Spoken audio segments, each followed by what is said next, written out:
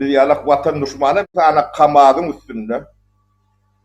Pullon dolu kamadın üstünde. O geçecek sana avtomatlı oğlun ülen çın pul alıyorlar da. Doldur alıyorlar.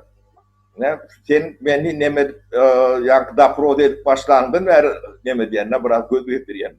Yapıp обществоda informasyon vakuumu içinde. O men oku yankı pul veriyen. Bunun bir maksat bile edilmeli. Ya o falşıyı olup bilir. Onun demesi yok. Ben onu garanti verip bilecek gelle. Olmadı beni soyunu alıp koyuyor da. Senin informatlardan o doğulu düşüp başlamalılar. Yani şu yandayda halk ne doğulu düşüp başlıyor. Bir yurt dargacak korunma şeydik dargamalı. Doğrudur Sapar ağa. Şoň üçin ine geceler ýatman öz aramyzda şu zatlar maslahat edip otursa nähil boljak. Onu şu wagt bitirme şu etmeli. Çoğu kendileri işleyenlerdir. Yani pul kazanacak olan şey değil ödülüyordu. Şeyle olmalı Halmurat. Başka ben